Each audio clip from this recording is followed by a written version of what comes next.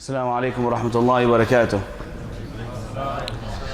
Bismillah ar-Rahman ar-Rahim. Alhamdulillah Rabbil Alameen. Wa salatu wa salamu ala khatim al-anbiya wal mursaleen. Sayyidina wa nabiyyina Muhammad al-Nabi al-Amin wa ala alihi wa sahbihi wa sallam tasliman kathira. My brothers and sisters, Assalamu alaikum wa rahmatullah. It's very good to see you all again in these beautiful and blessed nights of Ramadan, the last 10 nights of Ramadan. And it is an odd night, so we want to make sure we get the best of it, inshallah, and the benefit, inshallah. Since I'm relatively new to the community, I want to quickly introduce myself, very quickly. My name is Ayman Taleb, born and raised in Dallas, Texas. Syrian and Lebanese heritage, married to a Palestinian, and she's actually from this area. She's from SoCal. Maybe sisters, maybe you know her, Wafat Manasra. All right, never mind. So, anyway, so I work for United Muslim Relief, and I just got the job a few months ago, and that's the reason why I moved out here to this area. And inshallah, if there's anybody that wants to fulfill their zakah obligations or want to give sadaqah, we have the pledge cards, inshallah, for that. So tonight, inshallah, we want to discuss a topic and the schedule that the sister told me, we want to talk about the ultimate love. The ultimate love, i.e., see, when I said love, I got the attention of the single brothers. I can tell your eyes like sparkle, mashallah. Not that kind of love, akhi. All right, maybe we'll have that discussion another time if you like. The ultimate love, i.e., the love of Allah subhanahu wa ta'ala. There is a fundamental rule in the universe, and that rule is that people don't care how much you know until they know how much you care. You understand? Okay, people don't care how much you know until they know how much you care. And with this in mind, I want to share a quick story. Umar radiallahu anhu, he narrated that after an expedition occurred and the prisoners of war were being rounded up, that they were brought forth in front of the Prophet ﷺ, and a woman was among them, and this woman was breastfeeding her child. And they noticed that whenever she came upon another child, she would pick up that child and nurse that child. And she did this enough that it caught the attention of the Sahaba. So, فقال لنا النبي صلى الله عليه وسلم أترون هذه طارحة ولدها في النار. He asked the Sahaba, do you see this woman? Do you think that this woman who is going around and nursing the children to keep them fed, to keep them happy, to keep them calm, do you think that this woman would throw her child into a fire? قلنا لا وهي تقرد على أن لا تطرحه. They said that absolutely not. There's no way that this woman would throw her child or any of these children into the fire so long as she can help it. So long as she can defend these children, so long as she can block it, so long as she has an ounce of energy in her, there is no way that she will allow these children to be thrown into any fire, to have any harm to be put in harm's way. For the Prophet ﷺ, he said, فقال لله أرحم بعباده من هذه بولدها. He said that Allah is more merciful to His servants than this woman, than this mother is to her child. Do we understand this point? See, sometimes we have this, some of us have made this idea that Allah subhanahu wa ta'ala is ash-shadidul iqab, like always rough, always always with the stick, that if we don't do our salah, that we're going to be punished, that if we don't do this and that, we're going to be punished, that always the stick is on us, right? We forget that Allah subhanahu wa ta'ala very much has carrots to offer, that when we do something good, that He that He rewards us for it. So we realize here that Allah subhanahu wa ta'ala does in fact love His servants. And in this day and age, this age of intellectualism, this age of atheism, this age of constantly questioning everything around us, and it's always I'm number one, me, I, and it's all about doing what I want and making me feel good, and it's doing what I want, and because I'm doing this because it feels good, it makes me feel good. I mean, this kind of goes on what the brother was saying earlier about ihsan, and we're going to touch on this a little bit, that when your desires are not in line with Allah subhanahu wa ta'ala, what He wants us to do, we have a problem. Rather, when we act on that desire, we have a problem. So, when people, they question Allah subhanahu wa ta'ala's authority, they question His power, they question even His existence, they deny His existence. When you have this state of mind, is there anything that is going to stop you from doing whatever it is that will make you feel good? Is there anything that's going to stop you? No, it is human inclination to go after what it is that makes you feel good. This is what we want to do. I want to gain more money.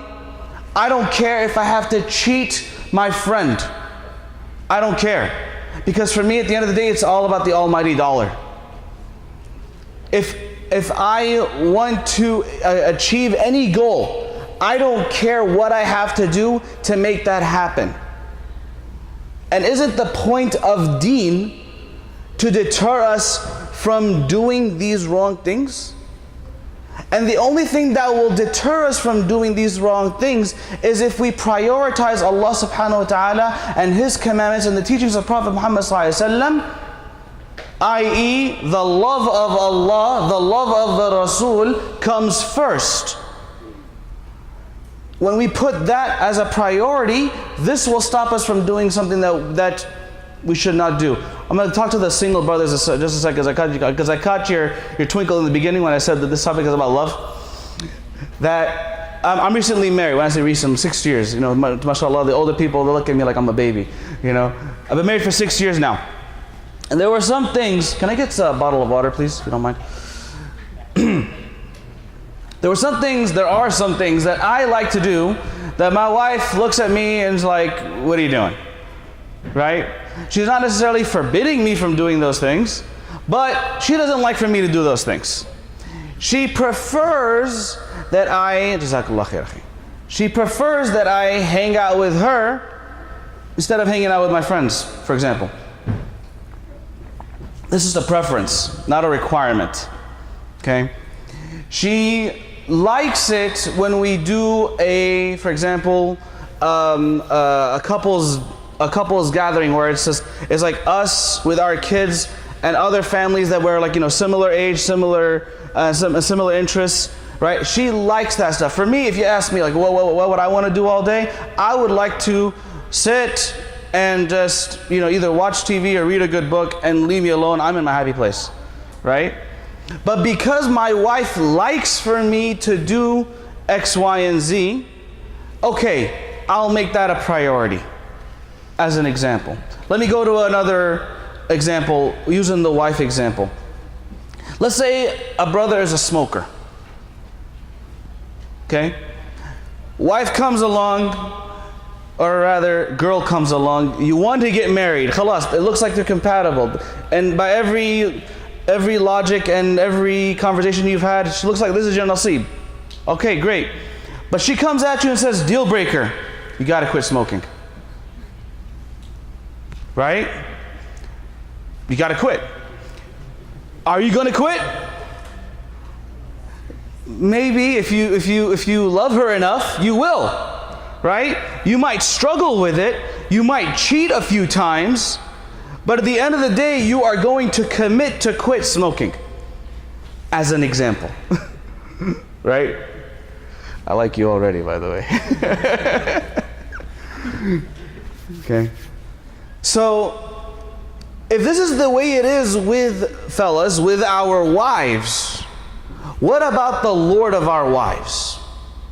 Sisters, what about the Lord of our husbands? Who is more deserving to be, I'm not going to use the word obeyed, because obeyed is by default. But here we're talking about love, which means that we want to do something out of love for them.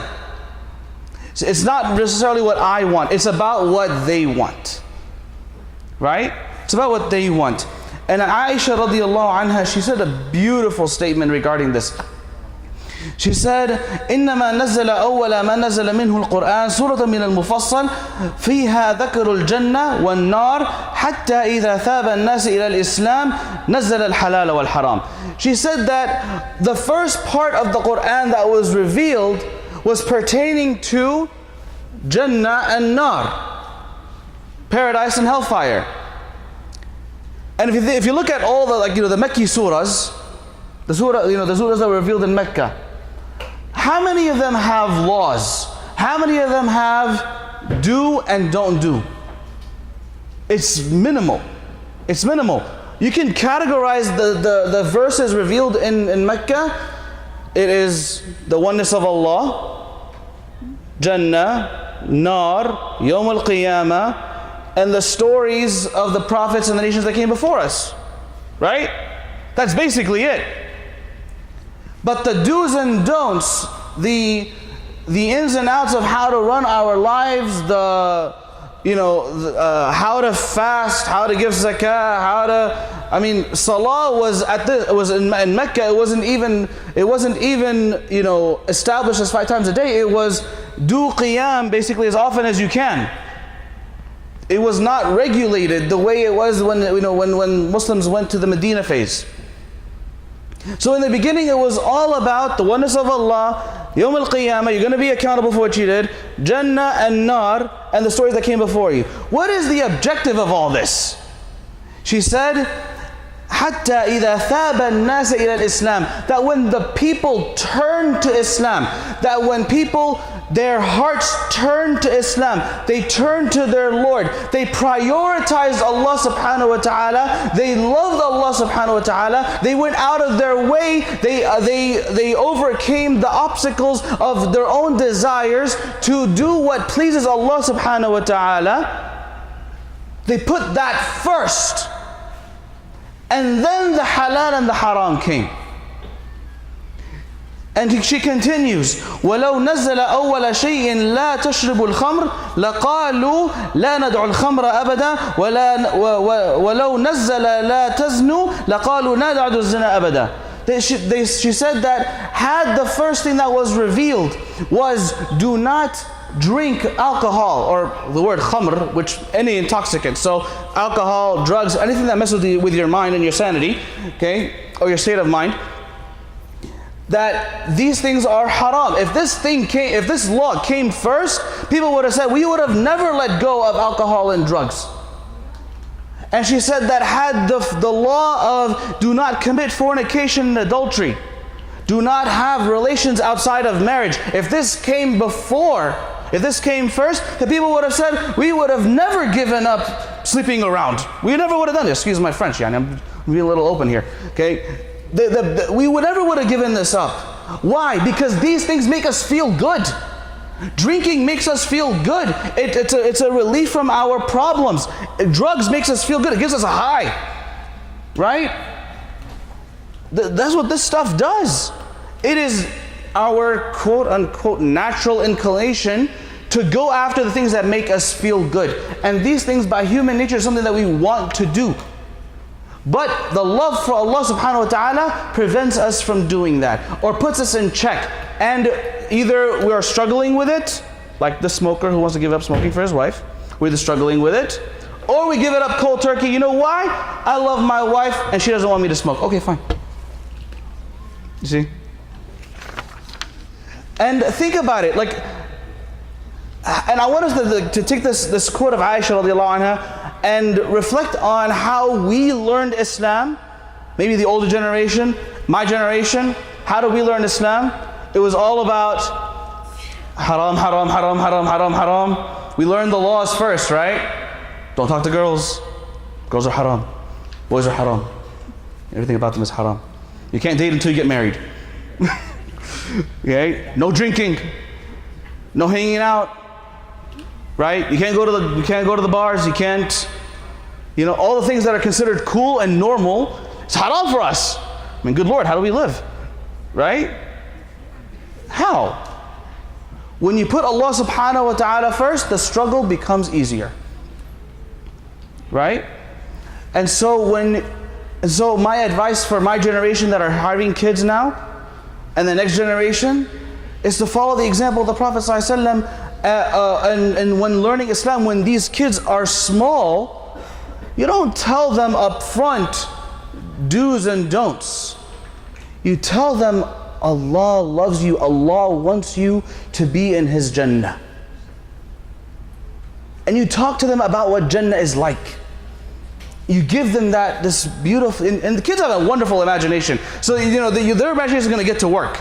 You tell them that that you're going to have a horse with wings. They're going to ride that, and from here to the end of the week.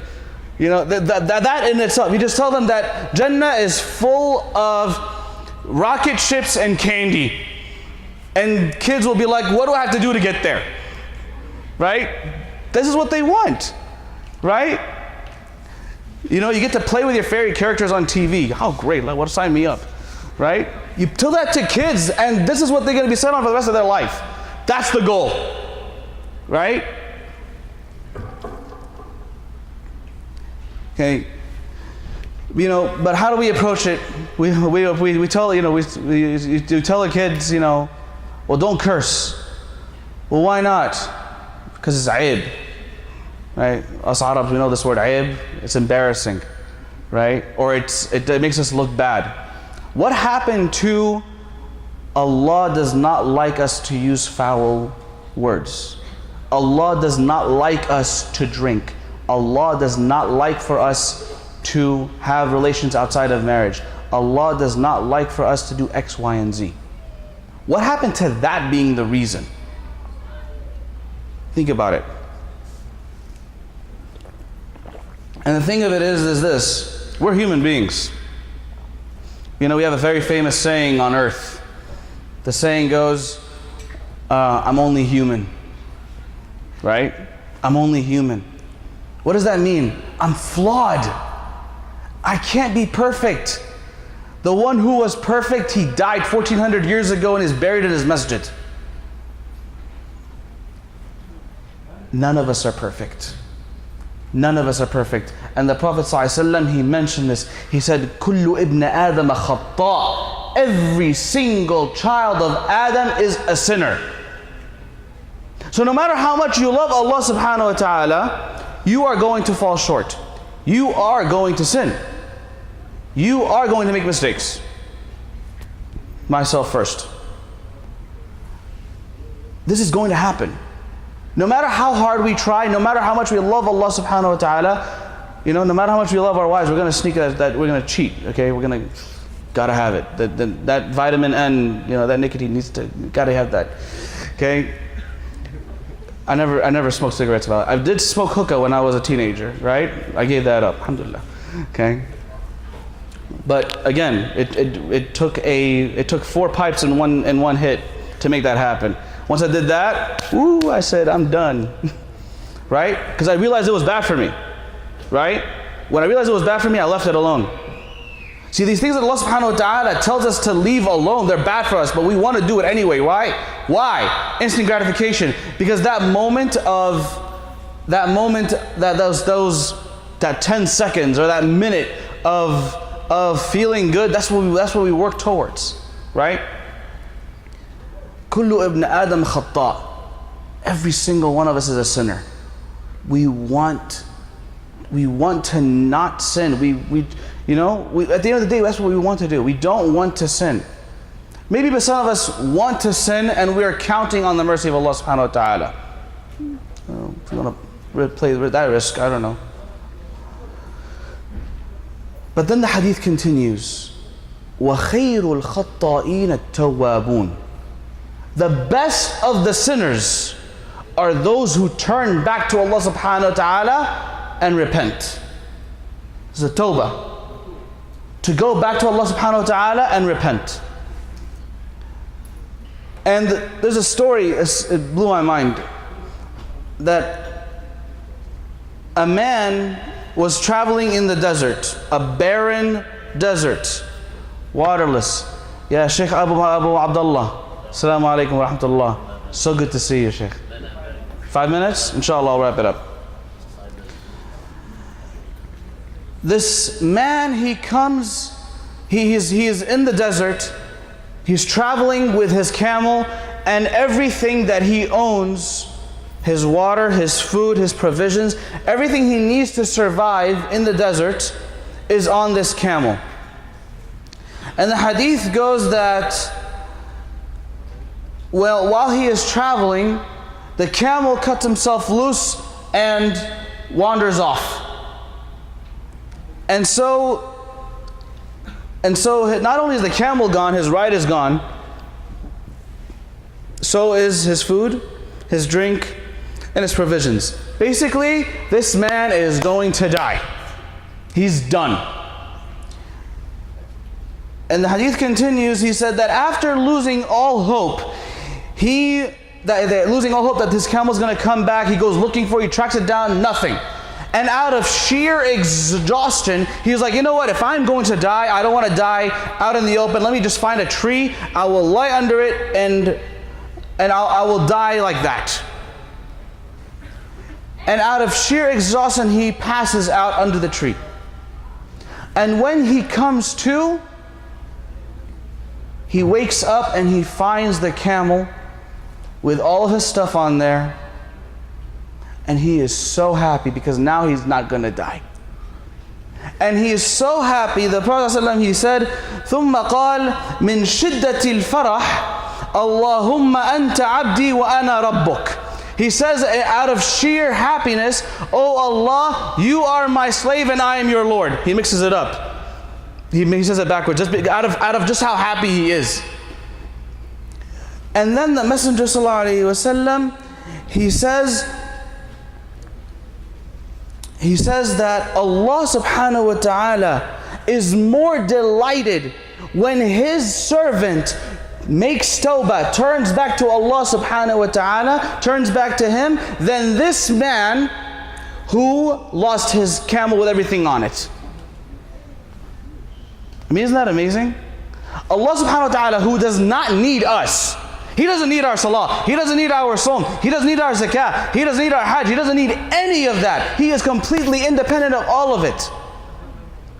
But He loves for His servant to turn back to Him. And how do we turn back to Him? Love.